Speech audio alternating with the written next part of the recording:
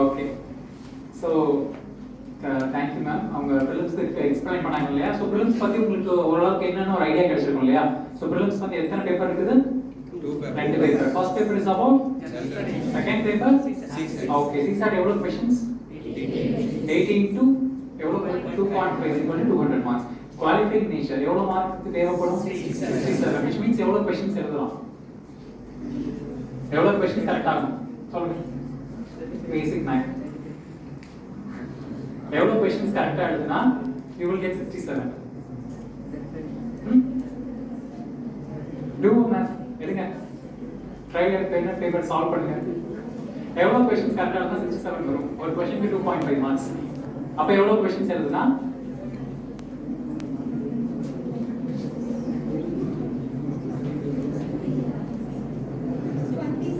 27. good.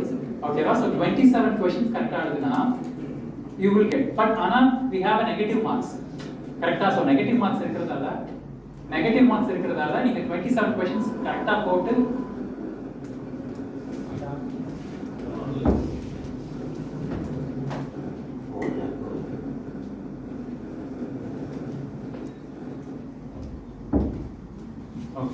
so 27 questions கரெக்ட்டா எழுதுனா மட்டும் பத்தாது. because 27 question எழுதினாலும் நீங்க ஒரு 2-3 question தப்பா எழுதிறீங்க இல்லையா? சோ அதனால வந்து you will get into negative marks போனாலும் 67 வராது. so what is the ideal thing that you have to do? இப்பவே practice பண்ணுங்க. because எனக்குமே வந்து இது என்னோட லாஸ்ட் அட்டெம்ப்ட்லாம் தெரிஞ்சது எவ்வளவு நம்பர் ஆஃப் क्वेश्चंस எழுதணும்ங்கிறது. அது வரைக்கும் நான் CSAT ஃபெயில் தான். for the 4 attempts nobody எனக்கு சொல்லல இவ்வளவு क्वेश्चंस மட்டும் எழுதுங்க அப்படி சொல்லிட்டு. பட் நீங்க இப்ப ப்ரிப்பேர் பண்றது மாதிரி நான் சொல்றோம் எவ்வளவு எழுதுனா போதும் அப்படி சொல்லிட்டு. aim for 50 questions.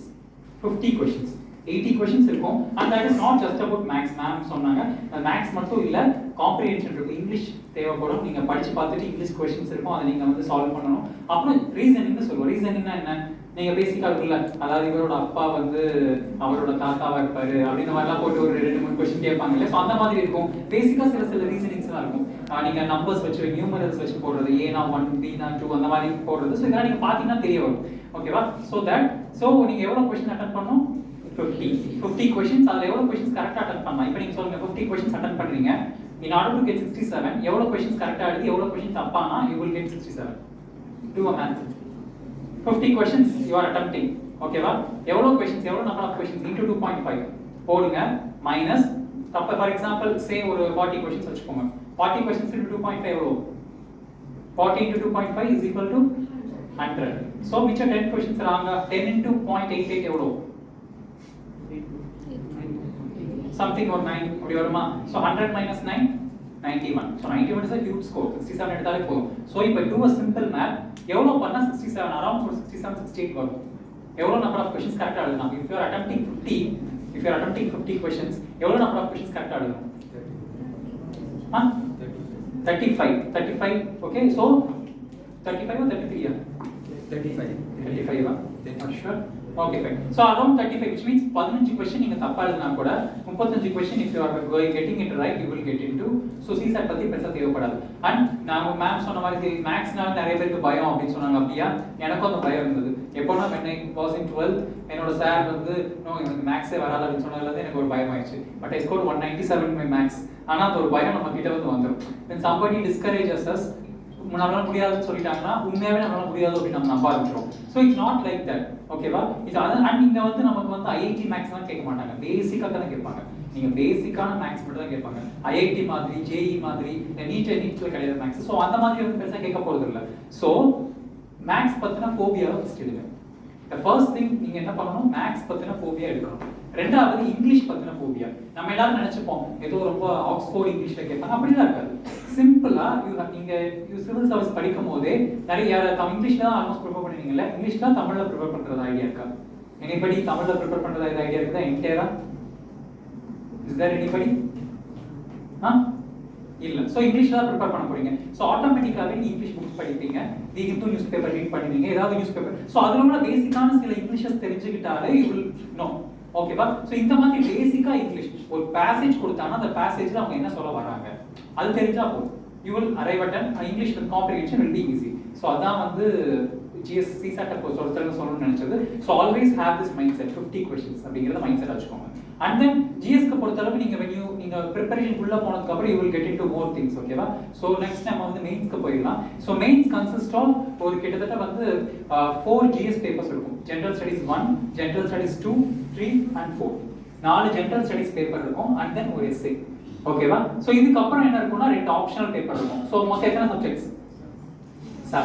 7 papers including அதுக்கப்புறம் வந்து 2 குவாலிஃபைங் பேப்பர்ஸ் இருக்கும். குவாலிஃபைங் பேப்பர்ஸ் பார்த்தீங்கன்னா குவாலிஃபைங் பேப்பர்ஸ் பார்த்தீங்கன்னா நீங்க ஏதாவது ஒரு இந்தியன் லாங்குவேஜ், தமிழ் தானே உங்களோட நேட்டிவ், தமிழ் தானே உங்களோட தாய்மொழி, வேற யாருக்காவது தாய்மொழி ஏதாவது தெலுங்கு, மலையாளம் இருக்கீங்களா? ஓகே. ஸோ ஏதாவது ஒரு இந்தியன் லாங்குவேஜ்ல, அது இங்க போடோ, மணிப்பூரி, சந்தாலின்னு நார்த் ஈஸ்ட் லாங்குவேஜ் இருந்தால் கூட பரவாயில்ல, உங்களோட தாய்மொழியில உங்களுக்கு தெரிஞ்ச மொழியில ஒரு லாங்குவேஜ் எழுதணும்.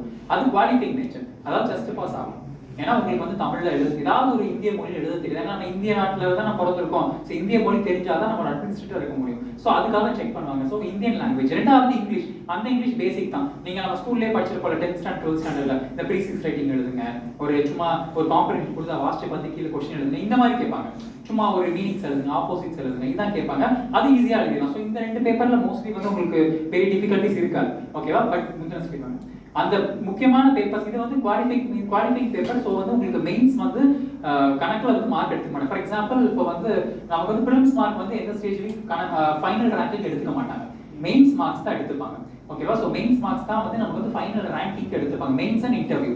ப்ரிலிம்ஸ் மார்க்ஸ் வந்து ஜஸ்ட் குவாலிஃபைங் தான். நீங்க உள்ள மெயின்ஸ்குள்ள போறீங்களா இல்லையா அப்படிங்கிறது தான் qualify.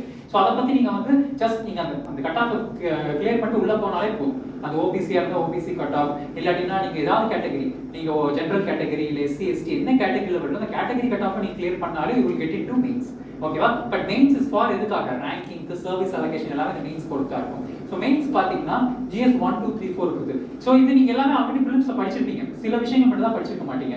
Say for example book லிஸ்ட்லாம் நாங்க வந்து இது ஷேர். ஓகேவா? நாங்க வந்து ஷேர் பண்றோம். அப்புறம் இப்போதைக்கு பேசிக்கா என்ன இருக்கும்ன்றது மட்டும் பார்க்கலாம் ஃபர்ஸ்ட். ஸோ ஜியோகிராஃபினா என்ன? உங்களுக்கு ஜியோகிராஃபிலாம் ஸ்கூல்லேயே எனக்குலாம் பிடிக்காது, இங்க போய் ஜியோகிராஃபிலாம் வச்சிருக்கீங்களே அப்படின்னு சொல்றீங்களா? யார் ஜியோகிராஃபி பத்தி என்ன ஒரு ஐடியா இருக்கு? ஃபேரா சொல்லுங்க, இதான் ஜியோகிராஃபி அப்படின்னு எனக்கு தெரிஞ்ச ஜியோகிராஃபின்னு சொல்லுங்க. சவுண்டா மைக் வேணுமா? ஏதாவது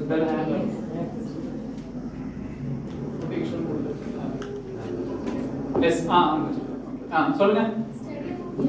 study about earth. Okay, next சொல்லுங்க. ஜியோகிராஃபினா என்ன? பேசிக்கா என்ன இருக்கும்? புவியியல்னா என்ன? லேண்ட் ஃபார்ம்ஸ் பத்தி படிக்கிறது. Okay, next weather and climate. Okay, tectonic plate movement மீன்ஸ்ல ப்ரிப்பேர் பண்ணிருப்பீங்க போல. டெக்டானிக் பிளேட் மூவ்மெண்ட்லாம் தெரிஞ்சுக்கிட்டீங்க. ஓகே, தென் சோ இந்தியன் ஜியோகிராஃபினா என்ன இருக்கும்? பேசிக்கா இந்தியன் ஜியோகிராஃபின்னு ஒன்று இருக்கும், வேர்ல்டு ஜியோகிராஃபின்னு ஒன்று இருக்கும். பேசிக்கா என்ன இருக்கும் நம்ம கிட்ட?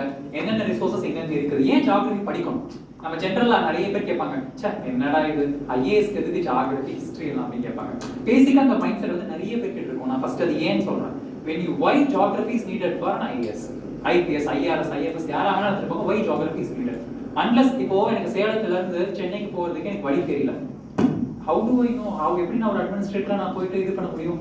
unless இப்போ சேலம்ல என்னென்ன ரிசோர்ஸ்லாம் இருக்குது நீங்க சொல்லுங்க. சேலம்ல நீங்க பொறக்காட்டான்னு சொல்லுங்க. Magnus side. ஓகே, வேற முக்கியமா INS கஞ்சமலையில கஞ்சமலை இதெல்லாம் வந்து when you don't know about particular things, ஒரு மினரல் ரிசோர்ஸ் இருந்தா அப்போ நீங்க ஒரு அட்மினிஸ்ட்ரேட்டர் இருக்கும்போது இந்த இடத்துல மினரல் ரிசோர்ஸ் இருக்குது, அப்போ இந்த இடத்துல ஒரு இண்டஸ்ட்ரி நம்மளால கட்ட முடியும், அப்போ இவ்வளவு பேருக்கு வேலை வாய்ப்பு கொடுக்க முடியும் நம்ம கண்டுபிடிப்போம். கரெக்டா? ஃபார் எக்ஸாம்பிள் இப்போ நம்ம வெதர் கிளைமேட் பத்தி படிக்கிறோம். ஸோ இந்த மான்சூன் டைம்ல இப்போ மழை பெய்யும்னா அப்போ நம்ம டிசாஸ்டர் மேனேஜ்மெண்ட்டை நம்ம ப்ரொடெக்ட் பண்ணிக்கணும். நம்மளுடைய ஏரியாஸை வந்து எங்கெங்கெல்லாம் வெள்ளம் வந்து வருமோ தாழ்வான பகுதிகளை. ஸோ யூ மஸ்ட் நோ எப்போ நமக்கு வருது அப்படின்னு தெரியணும். ஸோ இந்த மாதிரி பேசிக்கான விஷயங்களும் தெரியணுங்கிறதுக்காக ஜியோகிராஃபி வச்சிருக்காங்க. ஸோ அன்லஸ் நமக்கு வந்து தெரியணும்னு வச்சுக்கோங்களேன், நம்ம இன்ட்ரெஸ்டாக படிக்க மாட்டோம். நம்ம எதுக்கு ஜியோகிராஃபி அப்படின்னு சொல்லிட்டு உட்காந்தோம்னா நமக்கு மண்டையிலே ஏறாது. நம்ம இதுக்காக தான் இருக்குது போல. அப்ப இதே மாதிரி வேர்ல்ட் லெவல்ல அப்புறம் இதுக்கு தேவை எப்படி எர்த்குவேக் நடக்குதுன்னு தெரிஞ்சாதான் நம்ம வந்து என்ன பண்ண முடியும், அந்த எர்த்குவேக் எப்படி நம்ம தடுக்கிறதுன்ற நிறைய விஷயங்கள் கண்டுபிடிக்க முடியும். கரெக்டா? எர்த்குவேக் அப்ப எப்படி ஒரு விஷயத்துக்கான ரூட் காஸையும் தெரிஞ்சு நம்மளால எதுவும் படிக்க முடியாது இல்லையா? ஸோ அதுக்காக தான் ஜியோகிராஃபி. ஓகேவா? Second part history. ஏன் ஹிஸ்டரி தேவை? Anybody from back? shall I walk? ஒரே இடத்துல இருந்தாலும் உங்களுக்கு போர் அடிக்கல. சொல்லுங்க, ஏன் ஹிஸ்டரி தேவை?